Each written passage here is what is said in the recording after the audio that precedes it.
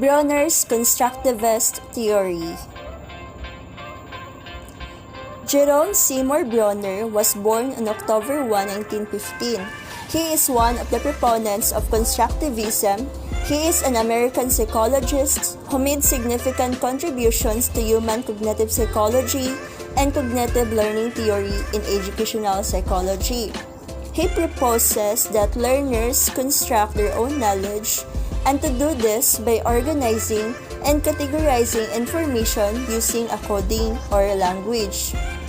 Bruner is one of the pioneers of cognitive psychology in US, which began through his own early research on sensation and perception as being active rather than passive processes. Bruner's main principles. These are predisposition towards learning, structure of knowledge, sequencing, and motivation. So in the predisposition towards learning, it also known as curiosity and as uncertainty.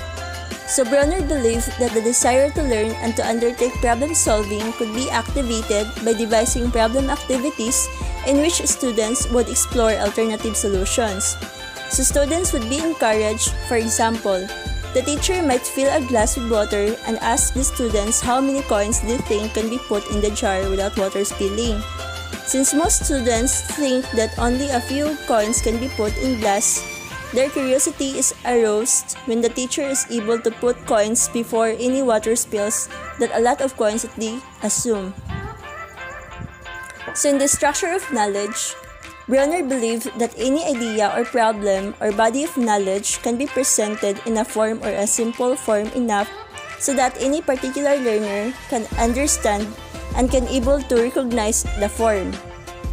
So in order to understand complex subject, the students must first able to master the fundamental concepts of the subject, that is the structure of knowledge. And then, in sequencing, according to Bruner, instruction should lead the learner through the content in order to increase the student's ability to grasp, transform, and transfer the information that they get.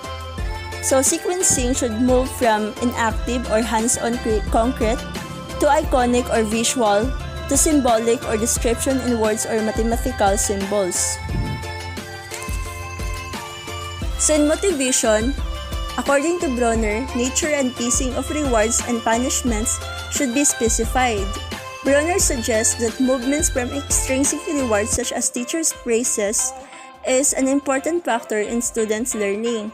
So to Bruner, learning depends upon knowledge of results, when it can be used for correction. The feedback to the learner is critical to the development of knowledge. So the teacher can provide a vital link to the learner in providing feedback at first, so as well as helping the learner develop the techniques for obtaining feedback on his or her own progress. Mode of representation are the way in which information or knowledge are stored and encoded in memory. So Bruner's work also suggests that a learner, even of a very young age, is capable of learning any material so long as the instruction is organized appropriately. So we have three modes of representation. These are inactive, iconic, and symbolic. So in inactive, this mode is used within the first year of life.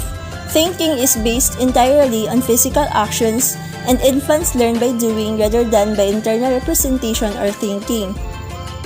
It involves encoding physical action-based information and storing it in our memory. For example, a baby might remember the action of shaking a rattle. This mode continues later in many physical activities such as learning to ride a bike.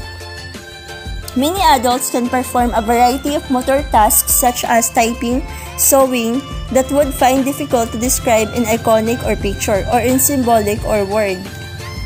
So, in iconic 1 to 6 years, information is stored as sensory images or icons, usually visual ones like pictures in the mind.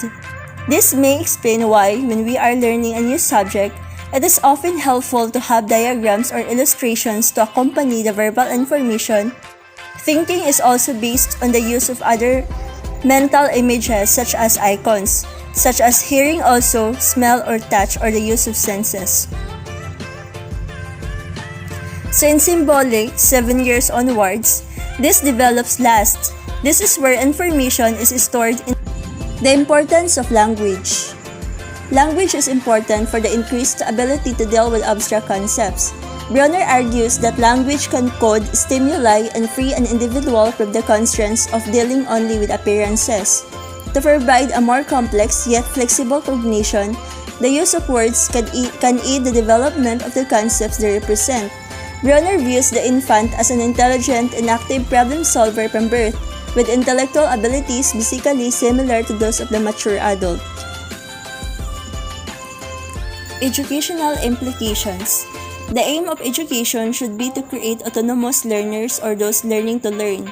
For Bruner, the purpose of education is not to impart knowledge, but instead to facilitate a child's thinking and problem-solving skills, which can then be transferred to a range of situations. Specifically, education should also develop symbolic thinking in children. The process of education was published. The main premise of Bruner's text was that students are active learners who construct their own knowledge. Readiness. Bruner's argued that schools waste time trying to match the complexity of subject material to a child's cognitive stage of development. This means students are held back by teachers as certain topics are deemed too difficult to understand and must be taught when the teacher believes the child has reached the appropriate stage of cognitive maturity. Spiral curriculum is predicated on cognitive according to Bruner's Constructivist theory. It is a technique often used in teaching or textbooks where first the basic facts of the subject are learned without worrying about the details. So Bruner's proposed the spiral curriculum as a teaching approach in which each subject or skill area is revisited at intervals at a more sophisticated level each time. First, there is basic knowledge, then reinforcing principles that were first discussed. In this approach, the teacher's resources is an important factor. It is because the materials can motivate students to have interest in learning. So, spiral curriculum is all about revisiting the subject over and over until it is mastered by the students. Categorization. Bruner believed that perception, conceptualization, learning, decision-making, and making inferences all involved categorization. For Bruner, the construction of meaning was the central concept of psychology. He believed that as children develop, their thoughts and beliefs form the connecting link between the stimuli and their responses or actions. Through the process of gaining and storing knowledge and skills, children are able to interpret their world and adapt their responses to it. Intellectual growth depends on the internal processing of events and situations into mental representations, a process Bruner called categorization. Kinds of categories. Identity categories. Categories include objects based on their attributes or features.